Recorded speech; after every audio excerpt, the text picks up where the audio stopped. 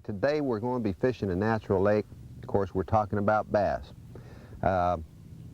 Bass specifically, and there are a few little different things that we have to bring out about the bass, a little bit different from the other species, mainly in the seasonal patterns and so on and so forth, but we'll talk all about that later.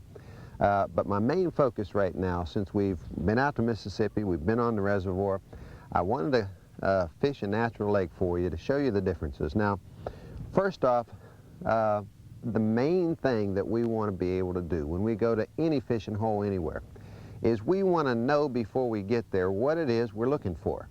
In other words, we need to have the keys to fishing a flatland reservoir, a highland reservoir, a river system, or a natural deep glacier lake up in Minnesota, or like we have here, a shallow saucer natural lake down here in my home state. So as we approach natural lakes, we could just say automatically the first thing that we can expect to find in a natural lake are bars, humps, and saddles. These are the key structures in natural lakes. As you saw out there in Mississippi, in the man-made reservoirs, we have all kind of different structured types that we could be confronted with. We have the natural structures of bars, humps, saddles. We have delta conditions and things of this nature. But in reservoirs, we also have the man-made structure, which we showed, I think, pretty clearly out there. The riprap along dams. We have the causeways.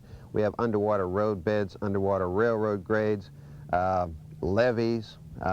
In some of the bigger river systems, you have wing dams. So these man-made structures and the natural structures that you have existing in reservoirs make reservoir fishing really a little bit more difficult than fishing natural lakes, because in natural lakes all we're going to have are bars, humps, and saddles. And regardless of whether we're fishing a deep glacier lake in Minnesota or Michigan, New York, upstate New York, or whether we're fishing a shallow saucer type lake like we have here, our keys are going to be the same. Now, in addition to those three main structure types, in every natural lake, just about you're going to have some type of either emergent weeds or submergent weeds existing. And of course, in some of the deep lakes up north, you have solid walls of weed lines that grow maybe to 10, 12, sometimes 15, and sometimes even 20 feet before they cut off. And this break line, and that's how we refer to it, it's just another form of a break line. The outside edge of that weed line is going to be our new shoreline, and it is a very important spot to consider when fishing natural lakes. Many times following the weed line will show you where the structure is. It is also, again, as I say, a definite break line that the fish will relate to, and I know my northern guys up there all realize the importance of fishing weed lines. But to get back to the general discussion of natural lakes, we have weed lines to consider, we have bars, humps, and saddles, and that's all we have to worry about as far as structure type, excuse me. But we must remember that this structure must be in relationship to deep water. Now, every natural lake is going to have deep water holes, and most of them, of course, can have multiple deep water sections throughout the lake. And each one of these deep water areas is going to hold schools of fish. In some smaller natural lakes, in some of the more saucer-shaped natural lakes, you may only have one deep section. But in any case, we must fish the structures, the bars, humps, and saddles, and or any of the break lines existing in relationship to these deep water sections. This is going to be our key, of course, most of the year. Now, during the spawn or the early season, of course, we're going to have a lot of fish in here on the grass, back in these backwater bay areas and up the feeder creeks and reservoirs, things of that nature. But in all of our fishing, we want our structure, as we've pointed out many times before, to lead all the way from the shallows to the deep. If it doesn't go all the way, it won't produce fish. And the bulk of the season, we're going to have to be fishing the deeper sections. Now, for most of my northern friends, y'all don't have any trouble accepting that. I know most of you are already experiencing catching fish in deep water. Down here in my home state of Florida, though, I really run into problems getting the fishermen to understand that a bass is just a bass. He's the same creature here in Florida as he is up in Minnesota, New York, or anywhere else. And he doesn't do anything different. But the guys here in Florida say, well, that deep water sanctuary stuff and home area of the fish, that may work up north, but it doesn't apply to Florida because we don't have any deep water. This isn't true. We do have deep water. Deep water relative. Now, as far as the fish are concerned, they're going to take the deepest water in the lake, the deepest water available to a fish, or the deepest water in an area of a lake. And most of our Florida lakes have deep water holes and or slots that hold the fish. No different than anywhere else. So when we're fishing natural lake, regardless whether it's in Florida or California, anywhere you want to go, our keys are going to be fishing the bars and the humps and the saddles and the break lines in association with deep water. This is where we're going to find a fish. And as we started talking at the top of this tape out there in Mississippi, finding the fish is the key thing. The actual catching a fish is not all that difficult. Most everybody can learn the mechanical processes for successful fishing, casting, trolling, all the things we need to do. It doesn't take a brain surgeon to be able to do that stuff. Anybody can learn it. And we're going to go through again some procedures here that we didn't do out in the reservoir. We're going to pick those up, casting the shallows and some other things here in the natural lake today. And so we're going to have all of the mechanics covered. But at the same time, I need you to understand that regardless of what natural lake you're fishing, when you're looking for a bass, you have to fish the structure in relationship to deep water. Now, we came out this morning, we don't know what to think. We have rain forecast this morning. Intermittent rain is what they said. When we came out, it was very foggy this morning. It's just beginning to burn off. We have some sun coming out. I had my raincoat on earlier. I don't know what we're going to run into. We hope we can get everything finished today. But at any rate, I do want you to get the idea of fishing next to or immediately adjacent to deep water. Key for bass. For years, again, I said it earlier today, that the bass fishermen today, they're not fishing any different than they did back in Grandpa's time. They're aimlessly drifting or pulling along with the trolling motor along some shoreline, casting towards the bank, hoping that somehow they may happen across a fish every now and then. And every once in a while they do, because sure, there's straggler fish in here. Almost any time you fish, you can find a straggler fish or two as you're coming along any bank. But there's certainly more to successful bass fishing than doing that. We have proved after many, many years of empty stringers, I proved it myself, 25 years, empty stringers, frustration after frustration, and that's how I fished. I traveled along the shoreline looking for a spot that looked fishy, where I saw some stick-ups or lily pads or whatever it was, and that's where I went in and cast. And most every time, no fish, frustration. And I read every book, every story, everything there was to do. And I could cast with the best of them. I mean, I could throw a good cast. I could pinpoint my fishing, but I hardly ever caught fish. The reason wasn't because I couldn't mechanically throw a bait. The reason was I was fishing in an area where there weren't any fish. 95% of the bass's life is spent somewhere out there in deep water. And once I was lucky enough or fortunate enough to become aware of Buck Perry's findings on the habits of a game fish and learned and then clearly understood that basic fact, my fishing changed 1,000%, 10,000%. I started catching bass. I started catching big bass on a regular basis. I started catching limits of bass, 2 and 3 limits of bass almost every time I went fishing. And the difference was I was doing my fishing out there next to deep water on structure. Now, I picked Florida for the natural lake to use today because I think it makes the point better than any other. Sure, I can go up in Michigan, I can go up some of these other areas and fish these deeper sections. It's pretty familiar to most of the reservoir fishermen. It'd be just about the same thing. Not very difficult. But to make this point once and for all, so that it's clearly understood that bass spend 90 to 95% of their entire adult life in deep water, I thought that coming to Florida would show you exactly what I'm talking about. especially in Florida when the guys are all fishing the weeds. I'm out here in the middle of the lake in most all cases, fishing the break lines and features next to these deep water holes and slots and catching one fish after the next. And for the most part, people can't believe it. They think it's some sort of accident, but it's no accident. When we're out here fishing adjacent to this deep water, we have a purpose.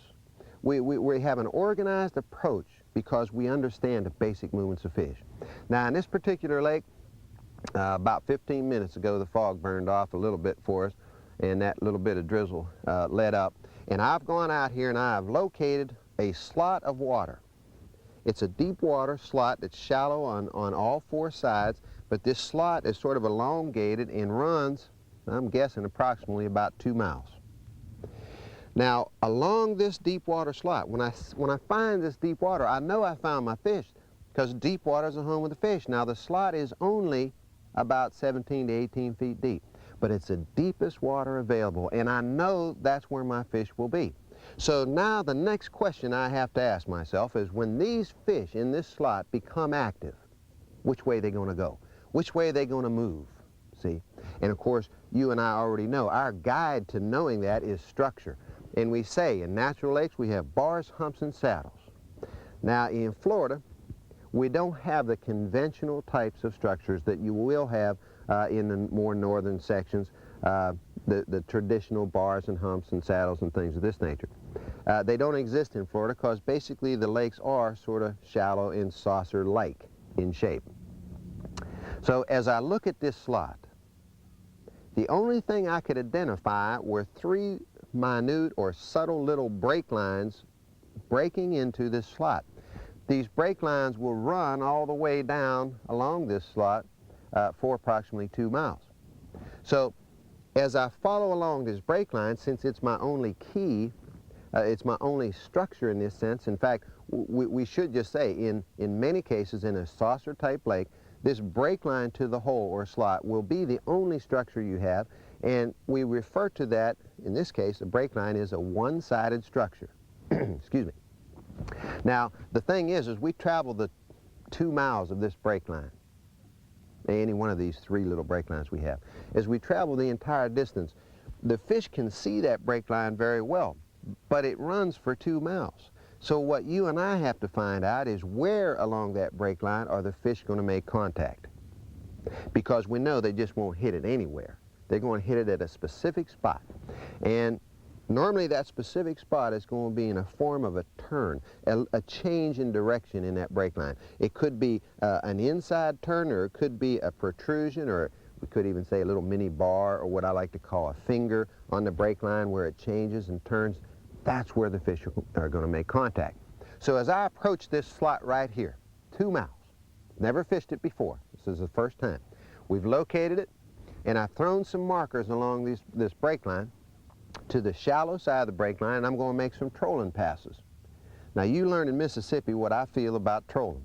It's extremely important in almost all of your fishing. You just have to do it if you want to be successful at catching bass or any other species. Now, once I locate fish, I'm the first one to go to a cast because it's a more effective way of hitting a specific spot in the quickest amount of time. So casting, of course, is important, but in order to find these fish along this deep slot, I'm going to have to troll. And again, my choice for lures is going to be the spoon plugs, because in 99% of my trolling, that's what I use, as you all know, because I can control exact depths, and that's what I need to do. I need to have my lure right on this break line as I go down along through here. Now, what I'm going to be looking for is where we have changes that take place. And when I found some of the changes already, I threw my markers on those spots.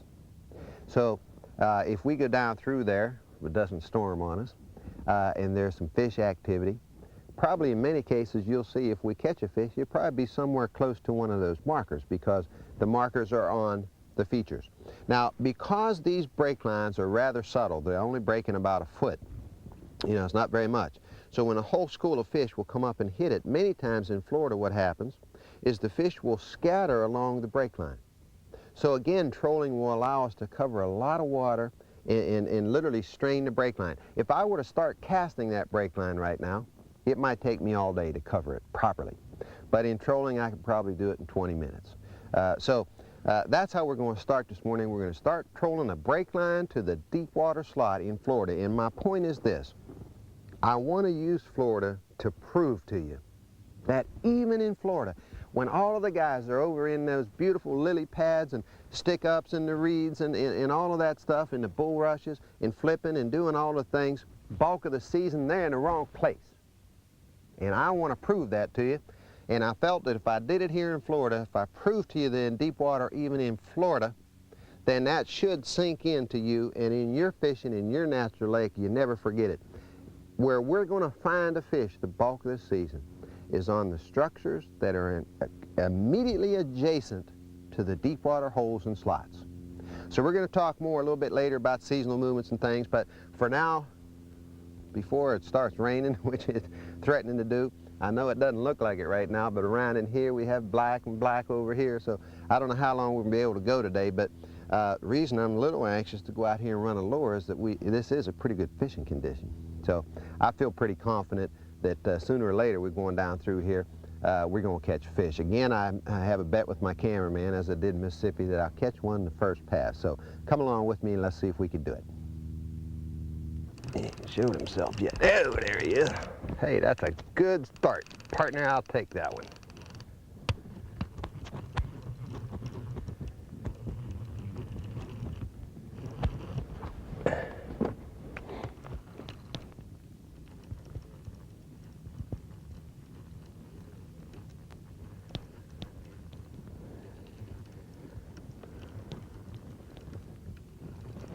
I don't know, that fish looked to be about maybe 3 anyhow.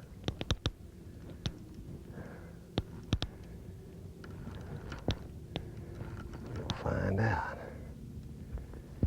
Whoops.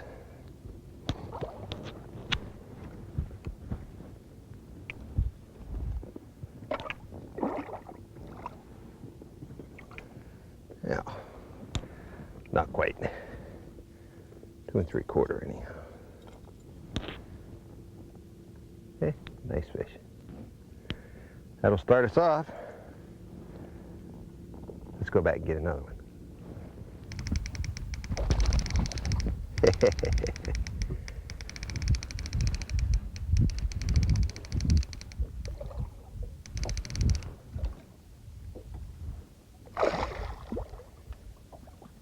He's a pretty fair fish. Get me wet. Well, had a good attitude anyhow. There she is.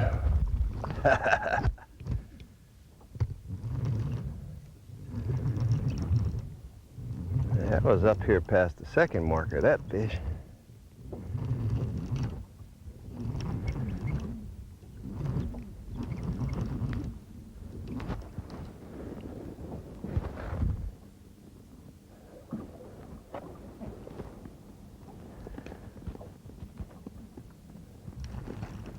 Come on up here, mister. There she is. Yeah. That's more like what we're after. All right. Yeah, that's a better fish. That was up there 3.5, 4 pounds.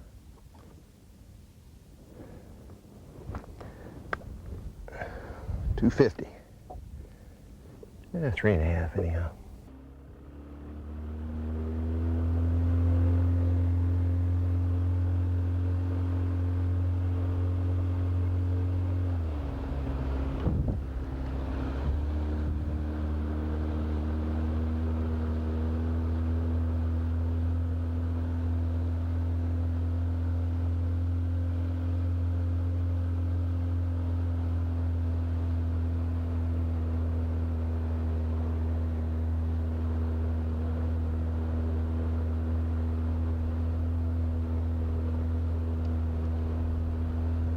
Well, since I really have my speed boosted when I hit that fish, I'm going to pick her up, keep that speed up there.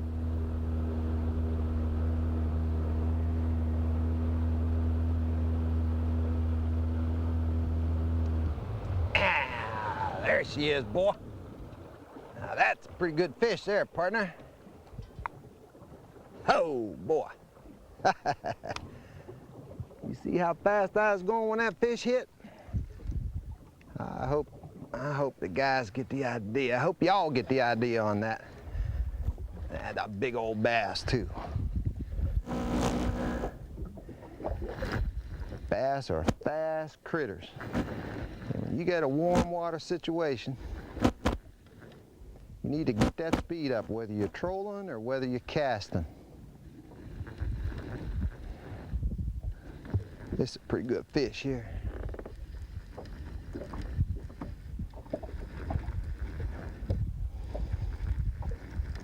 Not bad to start off with.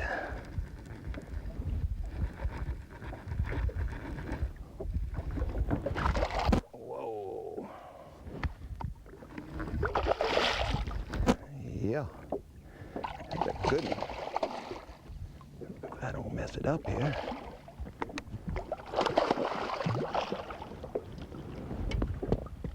Yes.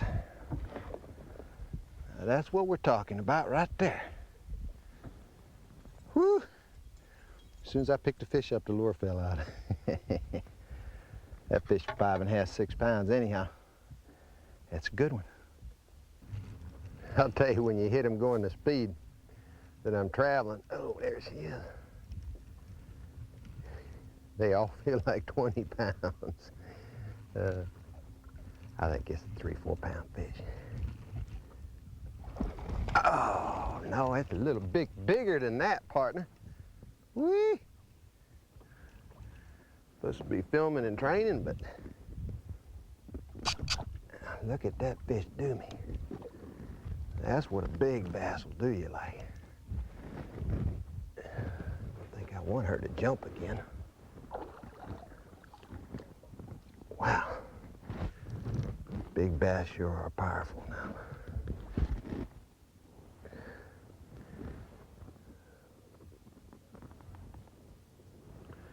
She says she's not quite finished yet.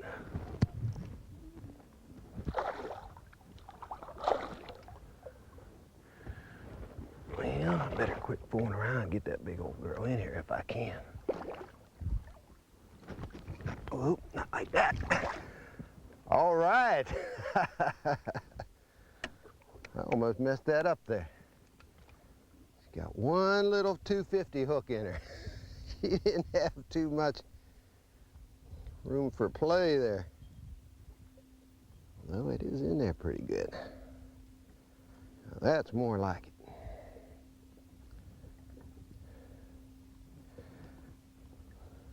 Yeah, if I can get the hook out. Now we're talking. That fish be about 8 pounds, I believe. We'll have to put her on a scale. Well, we threw our markers out.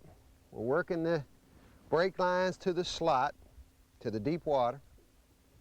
And this is the top brake line, which is current around 10 feet, which is pretty shallow, but we've got this cloud cover that's moved in here, so I don't know if we got a bunch of these out there, but boy, that sure is a nice fish. So, it's no accident. These fish are out here in the middle of the lake. In Florida, everybody wants to go in there and beat around the grass and the lily pads and fish like this out here next to those deep water holes and slots. That's where we need to be. Oh, that's a pretty good fish, partner. It's not quite as good as that last one. Stop and slip my raincoat on, and I was hoping those fish wouldn't be gone. Looks like they're still here.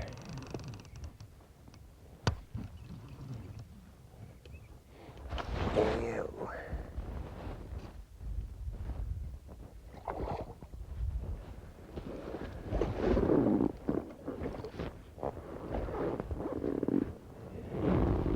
Come here, mister. All right. Said I didn't even want to take time and put my rain gear on because those fish were going pretty good. Looks like they're still here. Let's get back and get another one. That fish really hit it hard. But I haven't seen her yet, though. don't know, 4 or 5 pounds, I guess. Boy, she stuck it hard. I thought that was one of those kings. Well, we'll take her, that's for sure. Nice fish.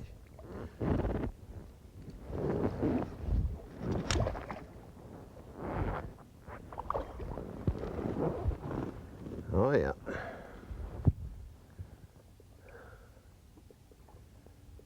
Man, they're strung along this brake line, aren't they?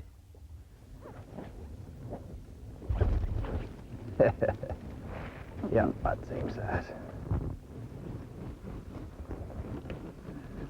Quite a few 3 and 4 pound fish around here this morning.